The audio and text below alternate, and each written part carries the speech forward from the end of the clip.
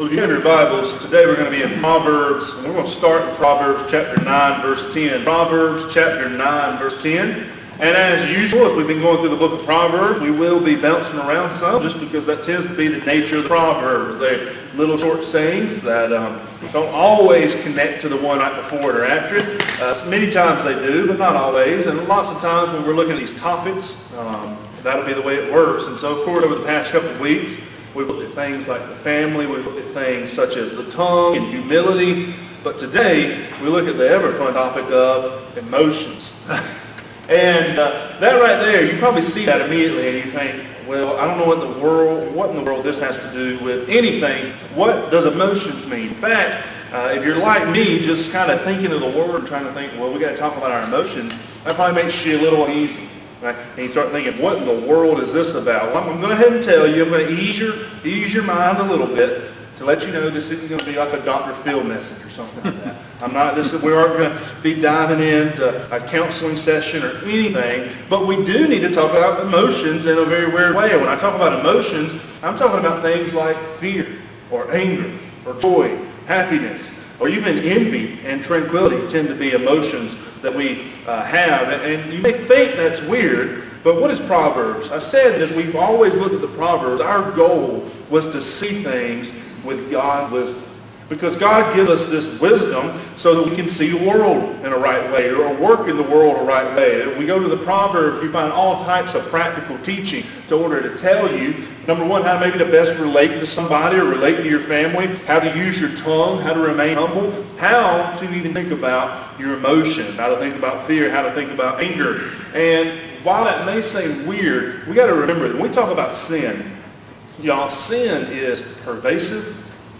And when we say that man is totally depraved, which is a word that is a theological word, but it's a word we use, totally depraved, it doesn't mean that man is completely evil to the deepest depths of evil. Or what I mean by that is as evil as we can be. It does mean that we are broken everywhere. Right? So what that means is, I might not be as bad as going out and killing somebody, but hatred may still be in my heart. There's still something broken. None of us is going to be perfect in any area because of the brokenness that sin brings. And so the same is true for our emotions. Look, God created us as beings that have emotions. They experience sadness, anger, fear, all these different things. We even look at the Bible, we see that Jesus wept. And so we know that emotions themselves aren't a bad thing, they're a good thing. But the problem is sin does mess them up. And so as we look at God's wisdom, we're going to talk about how to rightly direct those emotions, because sin even messes those up, and God's wisdom offers us our correction. Also, as we started this series, one of the hopes and prayers of myself was I was thinking, God, I need your wisdom. These are weird times. And that was before everything else. Right? These are weird times. This was just with COVID-19 and now riots and everything else going on in the world and really things going on worldwide.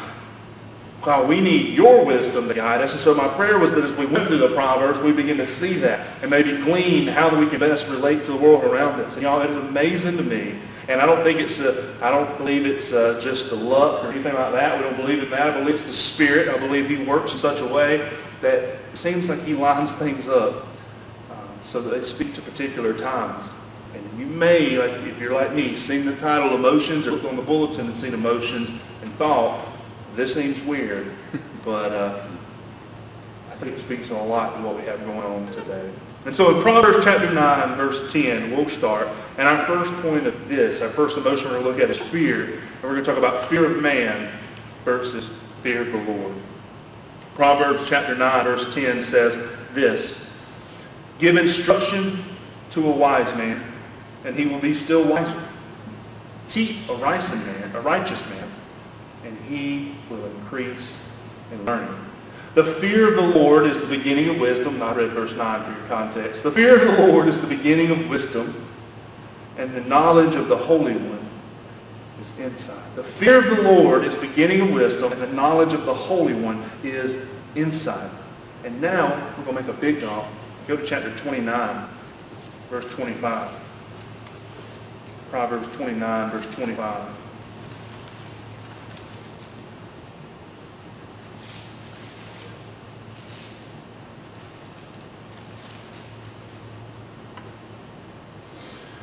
The fear of man lays a snare, but whoever trusts in the Lord is safe.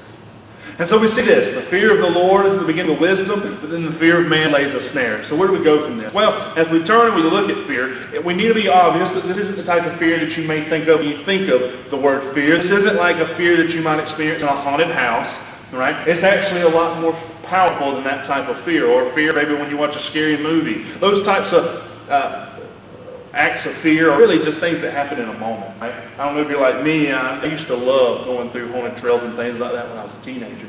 But I could be pretty reactive, right? And so I was always worried that I was going to mess around and pop somebody right in the nose when they popped out on me, or they come flying down from one of the rafters. I was never really confident in that. I was actually at one time, and I seen a guy getting drug out by the police. I'm thinking, he did what I would have done, right? He probably did a stunt and did that, and he just got scared. But that type of fear is something that just causes us to react, and you really get over it. But rather, this type of fear we're talking about is something that is a lot more powerful. This fear is something that you experience, and it impacts your life all the time. And so the proverb, the first one we read, tells us that the fear of the Lord is the beginning of wisdom.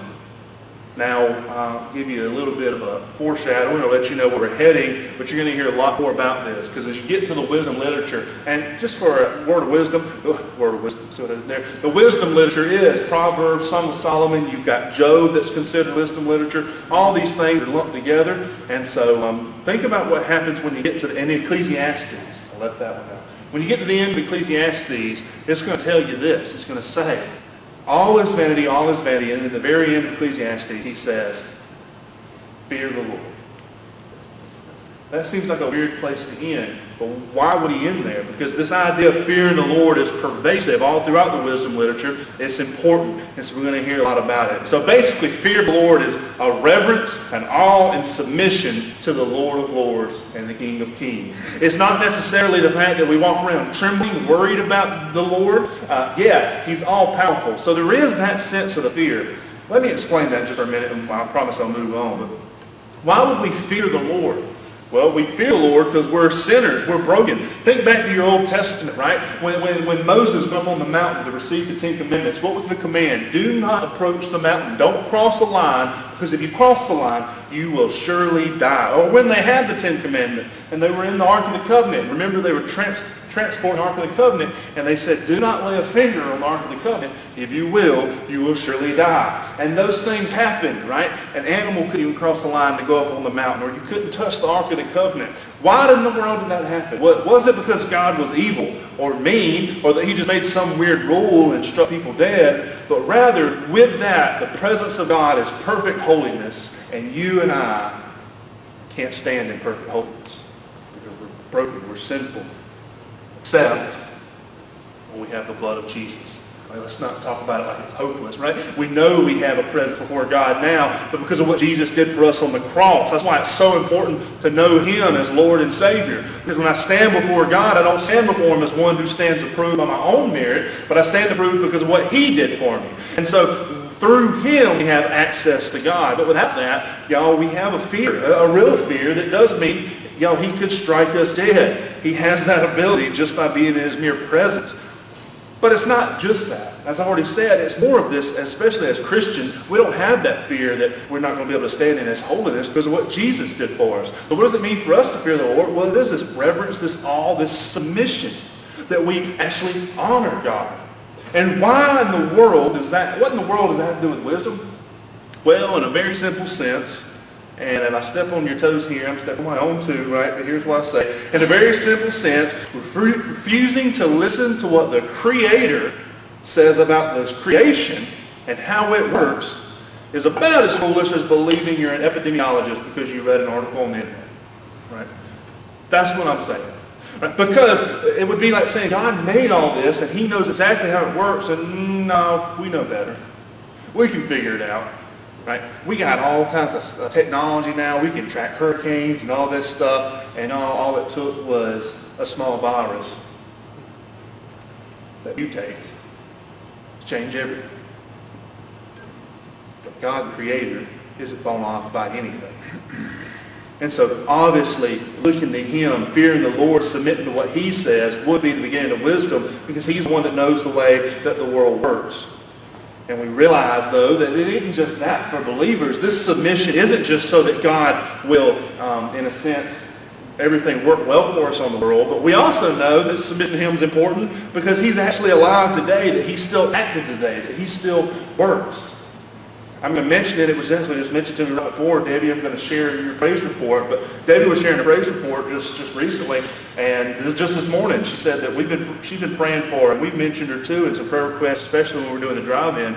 She was a little before 2, right? Or she was right at 2. Had heart issues, couldn't breathe. I mean, Debbie said at the time she was blue, and she really needed a heart and all this other stuff. And then the night that they were really worried would be her last night. And I know bad news comes with good news, but in the same town, an exact match, a little girl passed away and gave her heart, and everything works.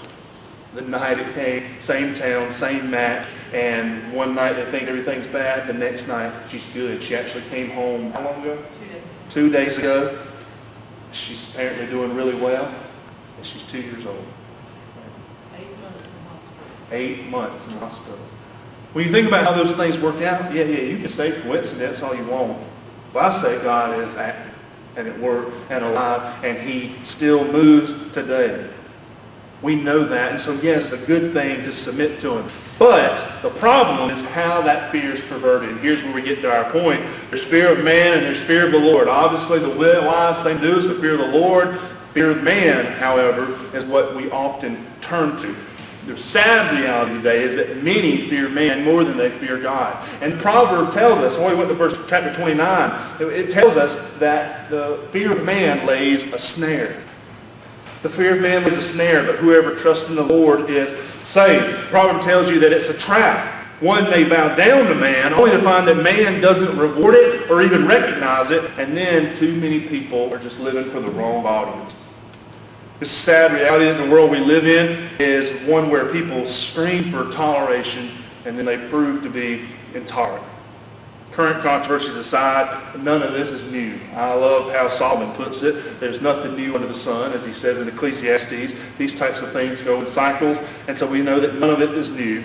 But I'll just tell you one that's a good example of this. From the world of LGBTQ, there's a social media controversy that's been going on in the background of everything else. You probably have heard of it. You might not, because it hasn't been at the forefront. J.K. Rowling, the author of the famous Harry Potter books, she's not somebody who's really been criticized too much. In fact, I'd say that it's probably good to say that she's been in good standing with mainstream culture for quite a long time. Right? And I don't know much about all of her stances on everything else, but I know that she was at least favorable. However, she recently tweeted that transsexual women or men dressed like women are not really women. She made that point because she thinks that it takes away from womanhood, and she gave her points on all that on Twitter. But because of that, now she's in a fire controversy. Many of the actors from the Harry Potter movies have spoken out against her, and even the production company is speaking out against her and saying that they really don't support anything that she did, even though she wrote all of those books that they made them so much money. They don't care anymore. The same is true, and I can't remember the name, but a previous Olympic athlete, I believe in the 80s, a lady who was a runner who was also a champion in the feminist movement. But here recently, in the last couple of years, spoke out against men participating in women's sports, and then very quickly the champion became the enemy. Right? Who was once one of the leaders became somebody who's now hated and rejected. Why am I giving those examples? Because y'all, that's just small examples. We see it in all areas of life, but that's the snare that comes with the fear of man. If you live with a fear of man, then you constantly have to pander to man. You're no longer allowed to actually have an opinion, because we know, and we know this from ourselves too. Let's stop pointing fingers. Let's think about ourselves. We know that man is far from understanding. Oftentimes we close ourselves off to things. And so furthermore, though, man is far from an authority too. How silly is it to live fear in someone who faces all of the same weaknesses of this world as we do? Well, sin will cause you to live with fear of man. And that's a crippling and fickle thing. The world will only love you as long as you love the same things as the world. And the second you deviate from that, they lose love for him. But with God, the awesome thing about him is he already knows all your failures. He already knows all your shortcomings. He already knows all the times you didn't honor him. He knows each and every one of those things. He knew you before you even knew him, and he knows what's in your heart, and yet through it all, he still loves you, and he still loves me. He still loves us all, even though he knows us. I don't know about you, but even the people I love the most, I can't think of anything off the top of my head, but there's probably some things I'd be uncomfortable sharing with them or telling them that I did wrong. And yet, God knows it all and still loves me. He still loves you. He always will. That's the audience that matters, the one who ultimately creates everything, and the one we have to give an answer to. When Judgment Day comes, I don't stand before a man, or just, I say, a mere man. Jesus will be there, and Jesus is still a man, but we know that he is God-man, completely glorified and exalted. But that's the only man that everybody will bend the knee to. Everybody will bow down, and we'll give an answer for everything to him, not culture. But sin has twisted and causes us to fear man, and you'll live for the wrong audience. Number two, we're still going to be in Proverbs 29, verse 22 now. We're going to talk about anger. We move from fear to anger. Those two things seem to go hand in hand sometimes. Now we're going to talk about explosive anger versus righteous indignation. I use that word just because it's fun to say, right? Righteous indignation. And also to use a different word than anger, because I'm going to explain a little bit of the differences of them. But Proverbs 29, verse 22, and then we'll be going to Proverbs 16, verse 32. But I'll repeat that when we go there. Proverbs 29, verse 22 says this: a man of wrath stirs up strife, and one given to anger causes much transgression. A man of wrath stirs up strife, and one given to anger causes much transgression. Now go to Proverbs chapter 16, verse 32. Proverbs 16, verse 32 says this: whoever is slow to anger is better than the mighty, and he who rules his spirit than he who takes a city. And so, as we turn to this issue of anger, anger is an interesting emotion. Why is it an interesting emotion? Because it's not really one, I use this, I want to be careful here, but it's not really one you can control. What do I mean by that? Well, in a sense, anger seems to be the first step. Anger sort of sparks. That's the thing that lights your fire to begin with, and then it's where it goes from there, right? So getting angry is almost a first step, and we don't take anger seriously, though, until we actually see it acted out for the most part. You may have anger, but it's the time when you get angry and you can't hold your tongue, or hope not, but you get angry and you can't stop from throwing a punch at somebody. You don't want to do that, but that's when we see this anger begin to take a step too far, or say things that you know you shouldn't say, to cut really deep or to hurt somebody. And we don't really take it seriously until it reaches that point. That's largely why I don't think anger itself is a bad thing. Why? Because Jesus said, be angry and do not sin. So there is a way that you can be angry and not sin. That anger itself isn't the problem. Those feelings of anger may happen, but the actions of anger don't have to. And so in Proverbs 29:22, the verse that we read before, the wisdom of the Lord tells us that the man of wrath causes strife, and those taken over by anger cause transgression. What does that mean? It means that when anger is allowed to take control, it results in evil. Explosive anger is never the wise decision. And yet, I know we probably all know what that feels like all too well. At times where it just wells up within you, and you know that you're about to say something that you shouldn't say.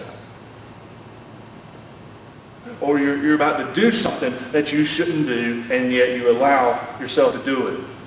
And the problem with it, we have a problem with all of our sins, but we tend to justify our sins, and so our justification for explosive anger sometimes is saying that they deserve it, right? We love to do that. Well, they deserved it. They were asking for it. If they weren't asking for it, I wouldn't have given it. Well, gosh, I'm so thankful that the Lord doesn't always give us what we ask for, right? Because the thing is, I would deserve a lot more of those whoopings that he tells about in Hebrews chapter 10. I would deserve a lot more of his judgment. But no, we're not called to just justify our sins by saying, yeah, but they deserved it. No. Explosive anger is never the wise decision. Rather, that type of thing causes strife and transgression. It just continues to make problems bigger and bigger. But Proverbs 16:32 tells us that whoever is slow to anger is better than the mighty, and he who rules his spirit and who takes the city. What's he trying to say to him? And we'll talk about what this means. I think it's interesting. He's saying it's easier to take a city down than it is to slow your anger. That's why he says, whoever is slow to anger is mighty, and he who rules his spirit and he who takes a city. Not because obviously taking a city sounds like it'd be really, really hard, but he's saying, yeah, but try to control your anger, and you realize how much harder that is. And yet the wisdom here is to be slow to anger. But I do want you to notice what it doesn't say. As I've already mentioned somewhat, it doesn't say, don't be angry. It says, be slow. Slow to anger. A slow anger is a thoughtful anger that considers the best response. I'll give you this example. Jesus was angry when he saw those taking advantage of people in front of the temple. We've seen this come up a good bit here recently. Think about that scene. What was happening with those money changers in the New Testament? What they were doing was, and there's a little different, I think. I could be wrong here, but I'm pretty sure there's difference in historical facts here. But I'll give you the gist of it. What was happening was oftentimes people would travel from far away on their pilgrimage to Jerusalem, and when they got to the temple, they had to present a sacrifice. Now, of course, you could go that long way with all your animals, but they did sell animals at the temple, and that was actually a normal thing to do, right? You wouldn't have to travel with them. You could come, you could buy the animal. You would want to buy a choice lamb or whatever it was that you had to sacrifice, and you take it in the temple to perform your sacrifices. But what the money changers were doing were selling people sick animals, imperfect animals. They were messing, they were stealing money, they were thieving, they were taking advantage of these travelers as they came to worship. And so Jesus is seeing these people taking advantage of this time of worship. And he's angry because this is his Father's house.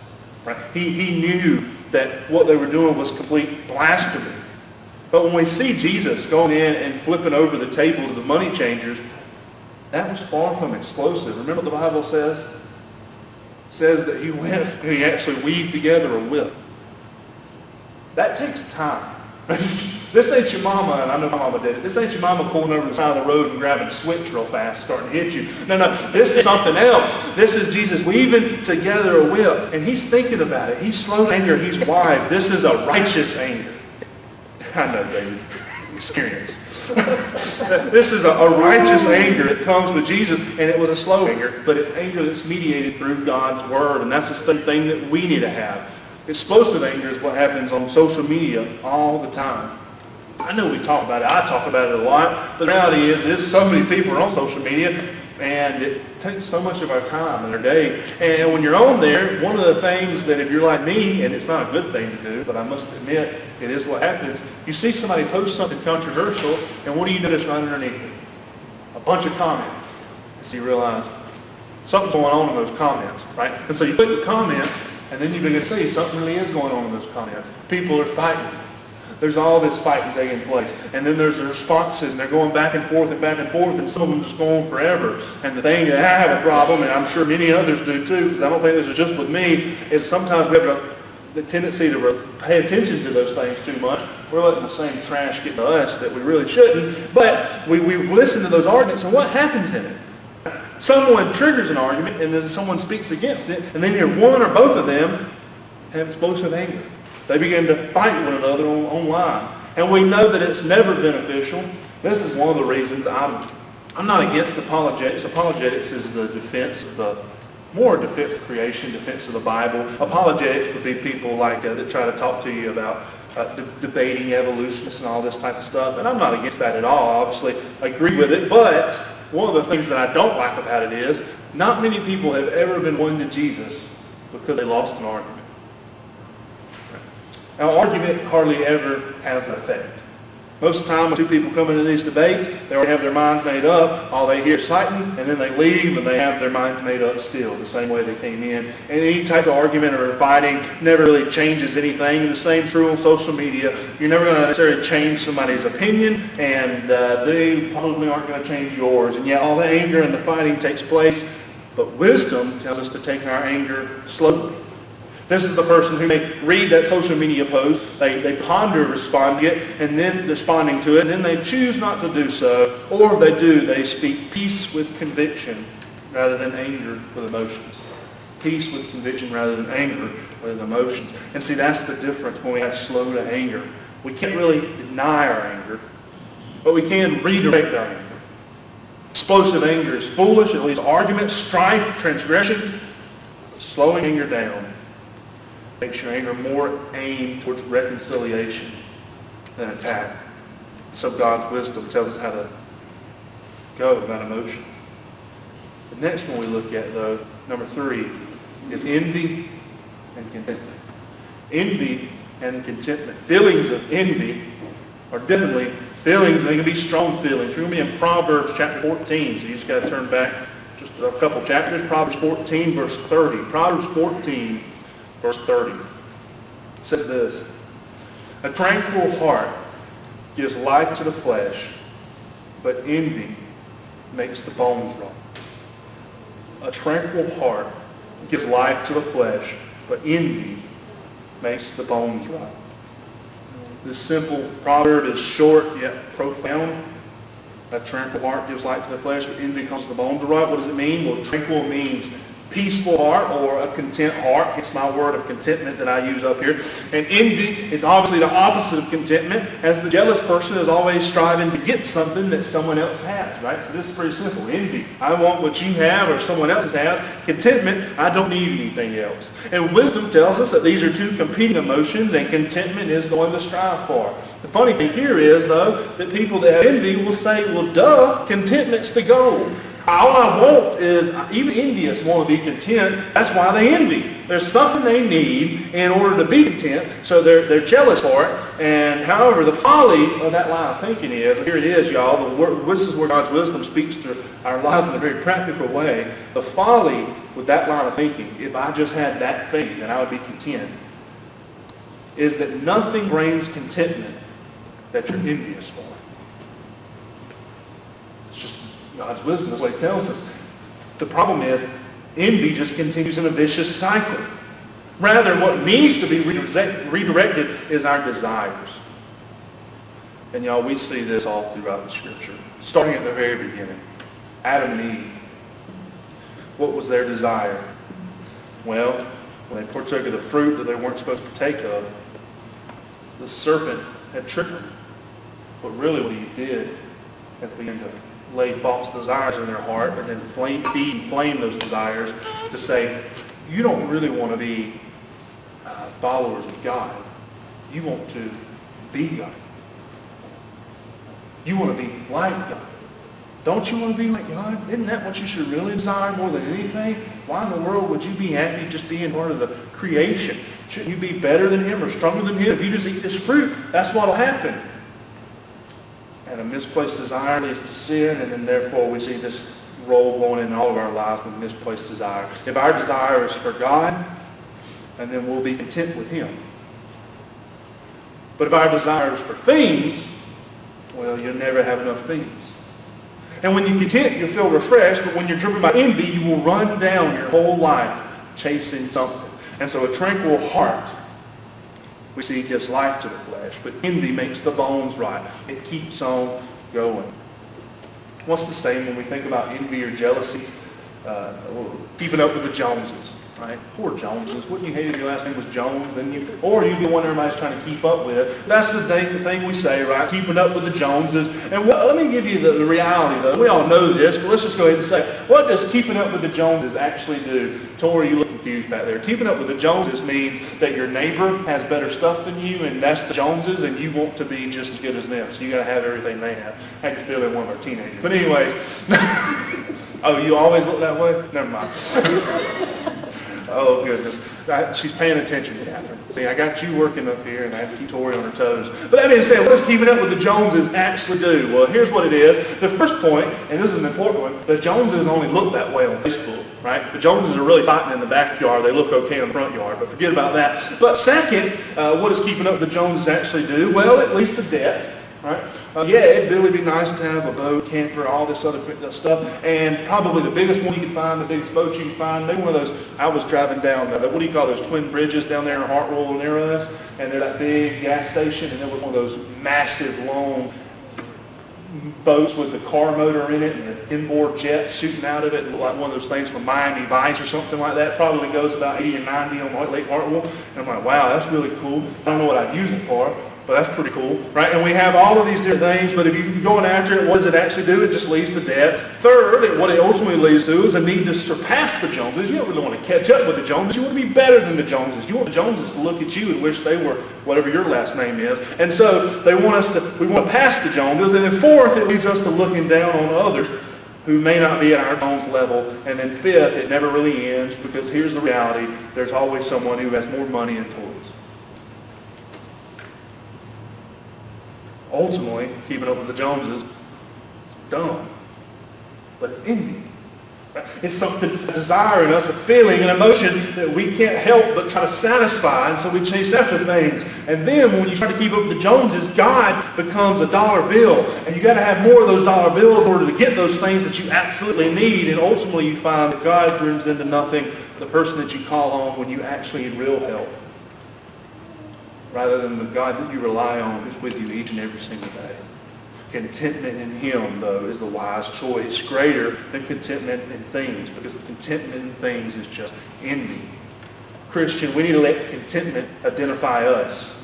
Envy will surely rear its ugly head quite often. I think it's baked into our society, especially in America or the Western world, I'll say, even Western parts of Europe, because we're big time about consumerism, right? All types of commercials and everything feeding into us all the time that tell us we absolutely need this product or that product, or you're just not going to make it, right? And all these things, envy will rear its ugly head.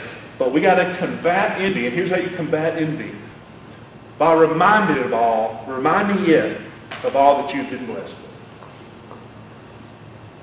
Don't feed envy by giving into it even an inch, because the more you feed it, the stronger it gets. Rather, as we feel envy, we have to say, God, I don't need anything else.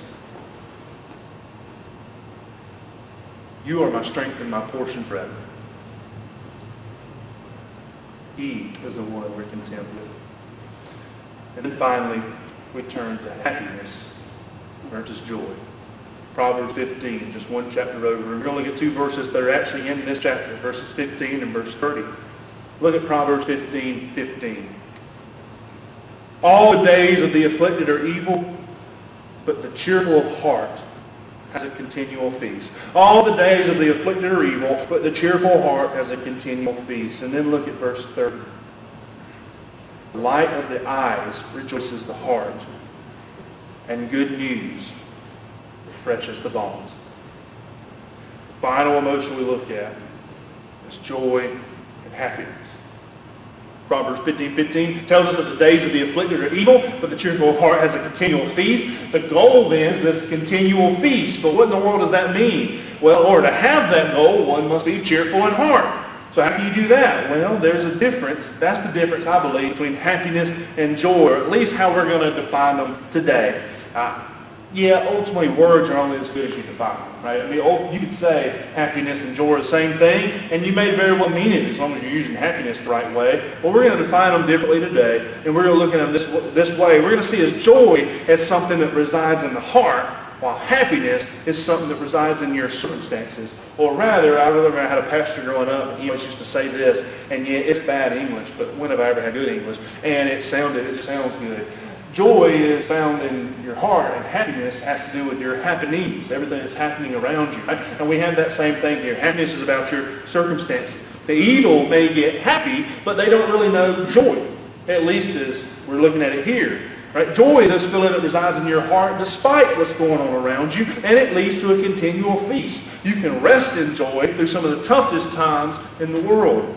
And then verse 30 tells us, and that was a weird verse, let me read it again. The light of the eyes rejoices the heart. One thing you need to realize here, think about it as two different people. Right? The light of the eyes of one person rejoices the heart of another person. Good news brings refreshment. What's it talking about here? That person that brings good news, that have that light in their eyes, it brings joy. Not only can you know joy, but you can spread joy, because what better good news is there than the good news of the gospel? The good news of what Jesus did for us. See, if you're constantly chasing after happiness, like envy, you'll never quit chasing. Circumstances change. Boy, don't these last few months tell us that enough? But circumstances change, and therefore happiness is fluttering. Maybe you were really banking all your happiness on some sort of trip that you had planned or something else, and then it got canceled. Now you're not happy no more. Ain't that a bummer? But joy is so much deeper than that. And when someone's full of joy, man, it's evident. It's contagious. We have our Good News Club, and I don't know what Good News Club is going to hold in the fall. We have no clue and what school's going to do, what the club's going to look like. But of course, our club meets over here at Midway Elementary, and we've teamed up with a couple different churches, people from different churches. And I won't call her out, but there's a lady in our Good News Club that is full of joy. And you can come to Good News Club as, I got to go and I got to listen to Gary. I mean, that's hard enough, right? And so, no, you got to come to Good News Club, and you might be in a bad mood or whatever. And for some reason, all she's going to do is talk to you for just a few seconds, and you start to feel a little happier. You feel a little better. That type of joy, you might know somebody like that. The second they walk in a room, they're smiling, or you see the light in their eyes. You see that the joy they have is something greater than the world's ever tried to offer you. It's greater than anything that I've already talked about on social media that you could find. Rather, it's greater than all that, but it is a joy that, man, you long for and you want it, and it is contagious. Y'all, let Christians, this is a simple point, but I think it's a good place to end. Let our joy be what finds us because our faith in Christ. And we need to make that joy contagious to others. We need to tell other people the good news. We need to tell them about the reason that we can have joy even in the midst of tragedy. Everything that's going on over the past few weeks is a big reminder of the way sin still rules and reigns in this world. A big reminder that sin brings death. A big reminder that this world ain't home. A big reminder that we all need Jesus. And even though there's been mourning, there's been heartache, there's been shaking of heads and thinking, what in the world are we going to do? Where's this world heading? What's the answer to it all? How does a Christian have joy in the midst of that? Pretty easy. You turn to the back of the book. And there's victory in Jesus. He wins. We win. He's coming back again. There's going to be a day when the sky breaks open and that all injustice is made just. That all evil is judged, that all of it's answered for. There will be no more sickness, no more cancer, no more death, no more surgeries. There's going to be no more pain, no more broken families, none of that. Because when he comes back, he brings an end to it all. Satan is tossed into a lake of fire, along with the enemy death that rears its ugly head all the time, that takes those that we love away from us, at least for a period. And we constantly can't run from death, except for the fact that we know the person who defeated death. That Jesus Christ, by dying on that cross for mine and your sins, was buried and was rose on the third day, overcoming death and overcoming sin, saying that one day, we may live in the midst of it right now. We may be in the muck, in the mire, in a broken world, but Jesus Christ has won the victory. And because of our faith in him, he gives us strength to live for him even today. We can share that joy with others. We can tell them in the midst of our pain what it means to know him. And we look forward to the day when that joy becomes perfect joy, when the power of sin is not only broken, but the very presence of sin is gone from us, when death has to reap what it sowed, because it's lost its sting, and it too will die. We look forward to that day. Why can we have so much joy? Because that's the God that we serve. And so as we think about our emotions and we look at this wisdom in Proverbs, we ought to see and be aware that we are twisted by sin. And our emotions can be bad, but emotions themselves aren't bad. We're creatures of God, made by God, with emotions. The goal for us, though, is to live wisely in this world by recognizing the damaging emotions, fear of man, explosive anger, envy, fickle happiness. And we need to recognize those things that actually glorify God. Fear of the Lord, righteous anger, contentment, joy. My simple question, is David's going to come lead us in Him Just As I Am. We're not going to sing the whole thing. We'll be singing just part of it. But my simple question for you is this. As Christians, we're called to glorify God in our bodies and to spread the gospel. Now, I think those two things kind of go hand in hand. If you spread the gospel, you're definitely glorifying God. And so let's just put it together. How are you glorifying God today? When people see the way that you react or the way that you interact with maybe these different types of emotions, do you show them that, yeah, you're imperfect, but there's a Holy Spirit dwelling within you that's working on you constantly? Do you reflect that image? Or do you just give into it? Have you been living for the wrong audience? Have you been living for man's applause or man's acceptance, or constantly worried about what man might say? Or have you been living for God, the real one that we have to give an answer to? Maybe you're here today and you've never trusted in Jesus. Maybe you're here in person. Maybe you're watching us on Facebook Live. And you need to have that relationship with Him. As we sing to Him, just as I am, the word simply means exactly what they say. We come to Jesus just as we are. As I've already mentioned, He knows each and everything about us, even to the deepest, darkest depths of us, and yet He still chose to love us. It's a sad thing to think, but a sweet thing to think, that I could have been the one, and I know, we didn't live back then, but I'm putting it in, cast our imaginations. That you could have been one of the people who spit on Him, that hit Him, that beat Him, that stabbed Him in the back. And Jesus would have still chose to die for you. Why? Because, man, His love is greater than all of our sins. And all He said you have to do to be saved is to repent from those sins that lead to all this destruction and turn and put your faith and trust in Him. If you need to do that, I'll be down here to pray or talk with you about anything. If you're on Facebook and you're watching, I want to encourage you to please reach out to our Facebook page, the page you're watching this on. All you got to do is go to it, message it, or go to hbcanderson.com, send us an email. But I'd love to talk with you and chat with you about what it means to follow Jesus. And if you have followed Jesus, then maybe you just haven't followed through with anything. Baptism, church membership.